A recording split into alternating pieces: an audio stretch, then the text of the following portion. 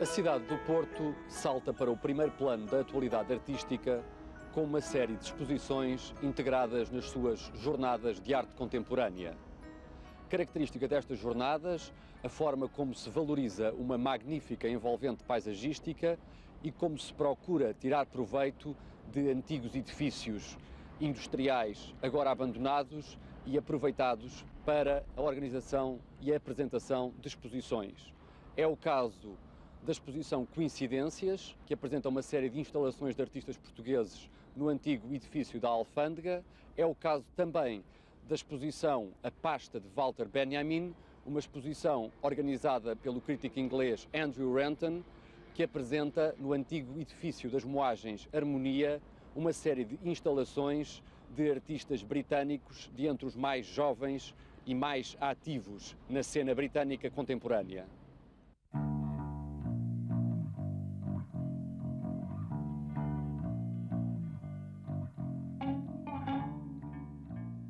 As Jornadas de Arte Contemporânea, organizadas pela Câmara Municipal do Porto, buscam confrontar a população da cidade com manifestações artísticas que não são de todo usuais na vida cultural que a cidade normalmente tem.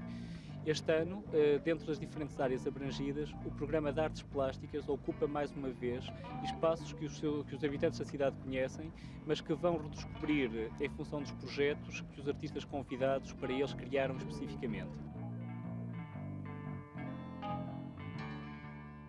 A exposição Coincidências conta com os artistas Ângela Ferreira, Luís Palma, João Penalva, Manuel Rosa e Xana. A escolha destes artistas não pressupõe um programa comum aos seus trabalhos. Eles não constituem um grupo nem uma proposta conjunta. Eles são apenas coincidências, são escolhas em função de uma obra e de um lugar que se propõem não como exposição coletiva, mas como projetos autónomos que dialogam em conjunto com o espaço no qual se integram.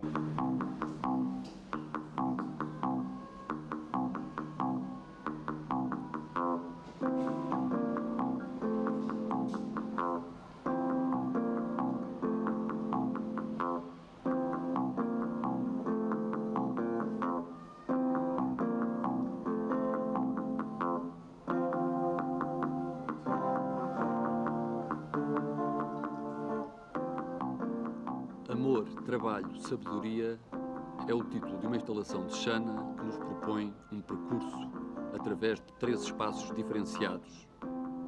Efeitos de luz e de som ajudam-nos a diferenciar estas diferentes zonas marcadas pelos contrastes cromáticos, os efeitos ópticos e a utilização de objetos pré-existentes, designadamente de plástico, que têm vindo a caracterizar o trabalho do autor nos últimos anos.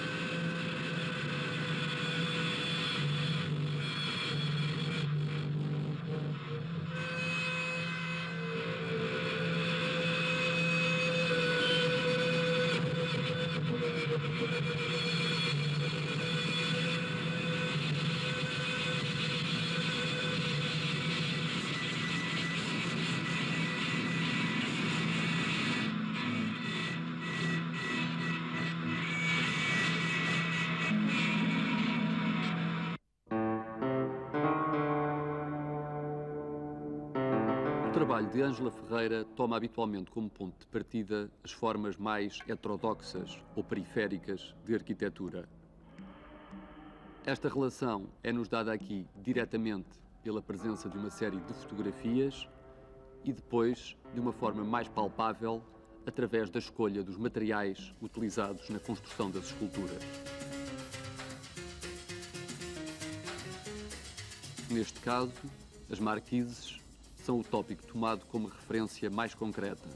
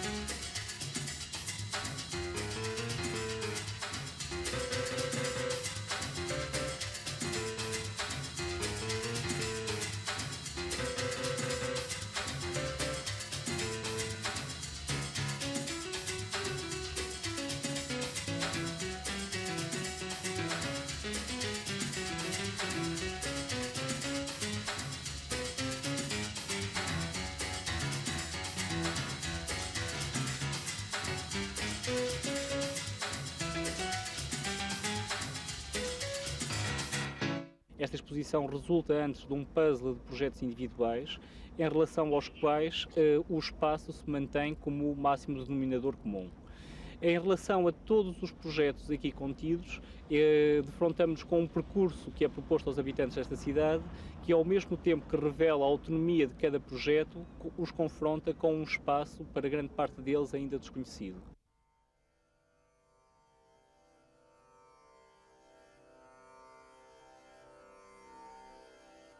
O sal e o carvão mineral são os dois materiais utilizados e postos em contraste nesta instalação de Manuel Rosa.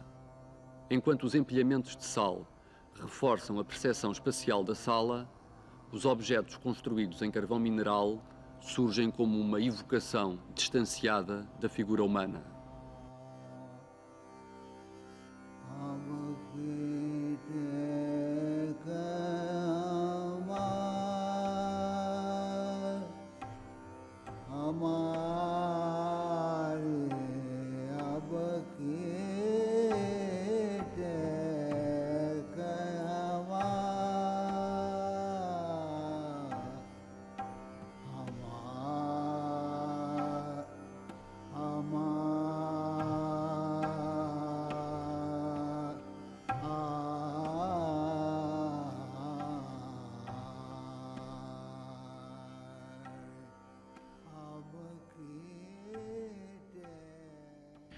Houve projetos que passaram a fazer parte da vida do próprio edifício da Alfândega. Assim, por exemplo, quando João Penalva pega no café existente para os funcionários desta casa, ele vai estendê-lo e vai realçar algumas das suas potencialidades já demasiado evidentes para quem o contactou pela primeira vez. O café é, na verdade, um centro de convívio dos funcionários desta casa e imagem essa que, num trabalho sobre a história e a memória da Alfândega, surge acentuado pelo facto do artista juntar documentos da Alfândega expostos em vitrines semelhantes àquelas onde o menu da refeição do dia é apresentado, a utilização de uma fotografia de uma funcionária da Alfândega, a primeira mulher a ter trabalhado na Alfândega do Porto, implicou a descoberta de toda uma biografia, assim como a descoberta da própria pessoa, que, tendo abandonado a Alfândega em 42, vive hoje em Carcavelos com 82 anos, depois de ter passado parte da sua vida a trabalhar como uma palpadeira aqui neste edifício.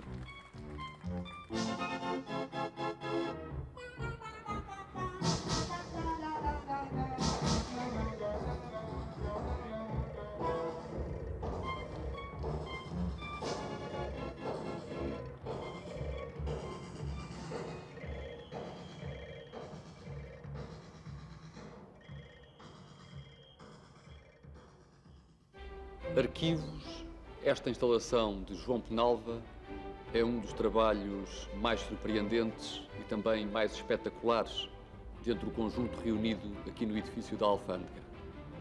A principal característica deste trabalho consiste no facto de João Penalva não ter propriamente produzido ou criado objetos para depois os colocar aqui.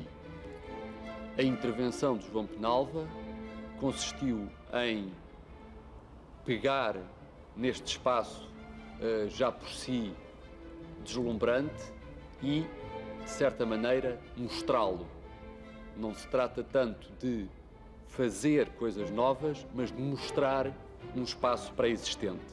Para isso, João Penalva construiu uma parede de cartão que constitui como que um guia para o percurso do espectador, vedou a passagem do observador por algumas zonas, obrigou-o, de certa maneira, a prosseguir por determinados caminhos, pegou nestes enormes volumes de papel e deslocou-os de uns lados para outros, pegou em objetos pré-existentes neste espaço, como por exemplo esta mesa, este banco, este copo, este candeeiro, e mudou-os de um lado para o outro, construindo como que uma nova proposta cenográfica. Finalmente fez um trabalho cuidado, meticuloso de iluminação, embora usando também, em grande parte, focos luminosos pré-existentes, para, uma vez mais, orientar o olhar do espectador e proporcionar a cada um dos visitantes uma experiência pessoal, especial deste espaço.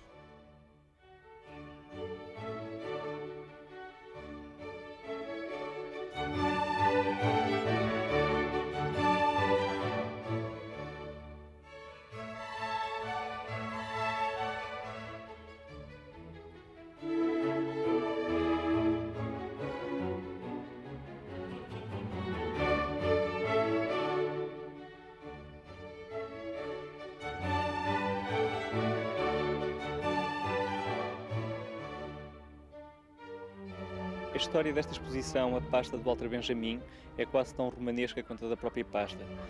Sabemos que Walter Benjamin, quando tentava atravessar os Pirineus na sua fuga, deixou uma pasta com manuscritos que, entretanto, se perderam.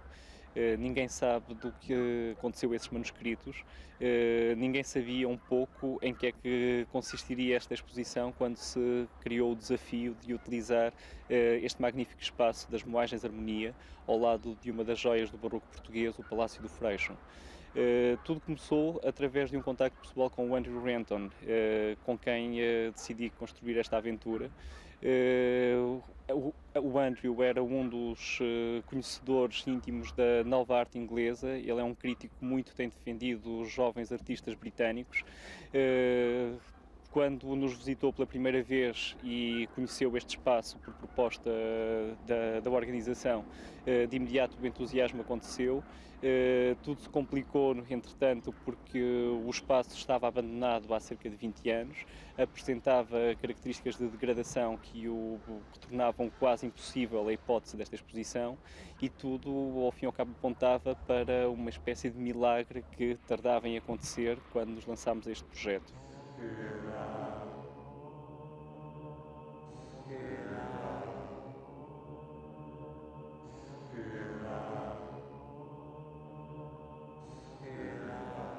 Andrea Fischer toma como ponto de partida uma fotografia do que sabemos ser uma vítima da guerra na ex-Jugoslávia. O que a preocupa, no entanto, é mostrar-nos quais são os processos, os materiais, através dos quais as imagens nos são dadas a ver. Folhas de alumínio, suportes de metal, superfícies brancas, quais são os processos que numa exposição são utilizados para emoldurar, enquadrar, reenquadrar aquilo que se vai mostrar.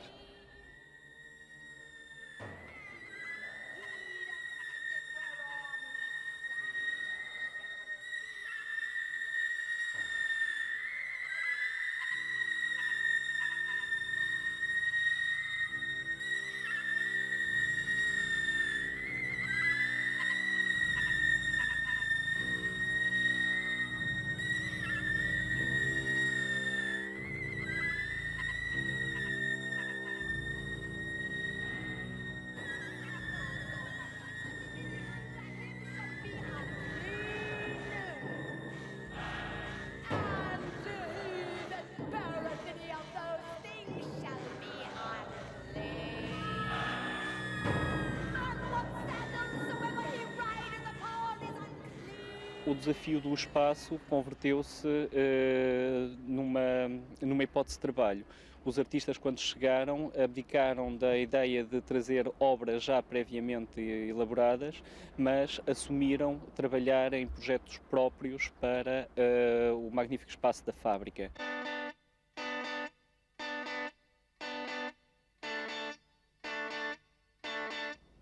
A instalação de Caroline Russell tem como principal efeito sublinhar e chamar a atenção para as próprias características do espaço que a acolhe. Caroline Russell limitou-se a cobrir o chão da zona que lhe cabe com um material sintético muito sofisticado. Este material, por contraste com as outras dimensões da sala, obriga-nos a tomar uma consciência mais aguda das características do espaço.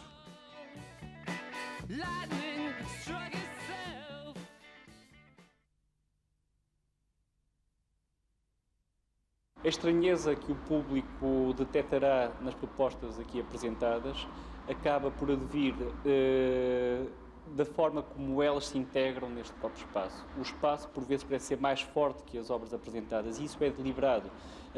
A estratégia de uma invisibilidade da proposta acaba por sublinhar a natureza de um percurso que unifica os diferentes trabalhos apresentados. Não é, de forma alguma, uma condição da expectativa normal de um visitante de uma exposição encontrar duas cadeiras, mais uns projetores numa sala que se relacionam com um outro espaço onde o ecrã sublinha a memória dessas cadeiras e desse espaço de filmagem que anteriormente precedeu a visita. Relaxa-te na cadeira. Podes ouvir ruídos lá fora. O ponto de partida do trabalho das gêmeas Jane e Louise Wilson é uma sessão de hipnose a que ambas se submeteram. Perante este dispositivo, o espectador é levado a interrogar-se sobre qual a posição que deve ocupar. Deverá identificar-se com o hipnotizador ou com as hipnotizadas? Deverá assumir-se como autor ou como destinatário? Qual é, afinal, o papel do observador no contexto desta instalação? Sentes-te perfeitamente tranquila. Os teus olhos fecham-se. Não é normal entrar-se num espaço onde apenas o som nos chama a atenção para as próprias virtualidades que o espaço apresenta. Não é propriamente normal esperar-se a espetacularidade de um espaço onde todo um pavimento é retirado para, ao mesmo tempo, ser o espaço de um não acontecimento, o espaço a constituir-se como objeto de si próprio.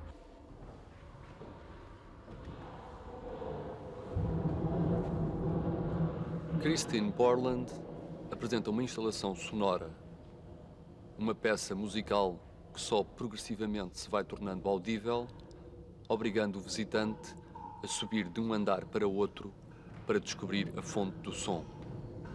Um som como que de respiração.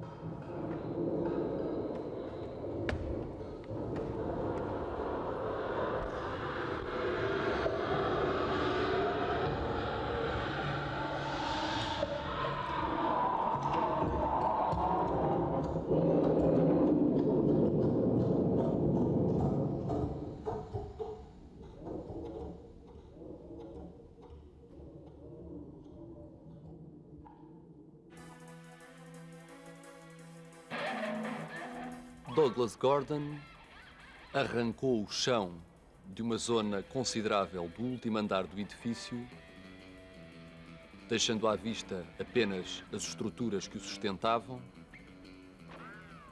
e estendeu um cabo de aço sobre o qual é suposto passear-se de quando em quando um equilibrista.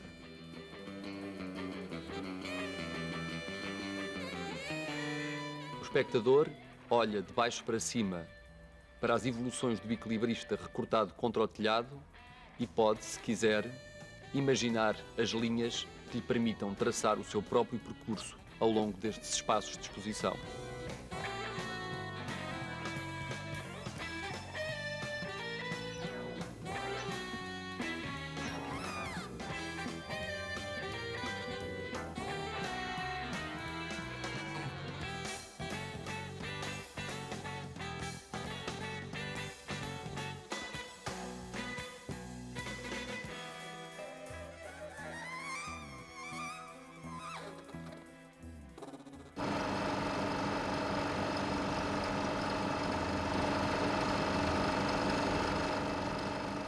Graham Gussin, retomando uma certa atitude experimentalista característica dos anos 70, registou em filme, em 16mm, o seu trajeto de automóvel desde o aeroporto até ao local da exposição. Um trabalho que corresponde ao preceito da arte conceptual de tomar como matéria da obra as próprias condições materiais que tornam possível a sua execução e apresentação.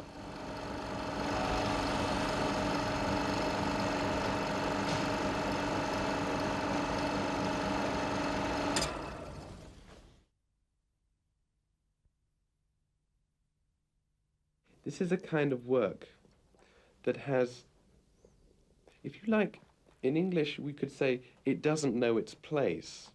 It sits uncomfortably in an art context, just as it sort of sits uncomfortably in the real world. We're making an art here that doesn't look like art. A lot of the work is reducing down just to text, just to instructions, and so on.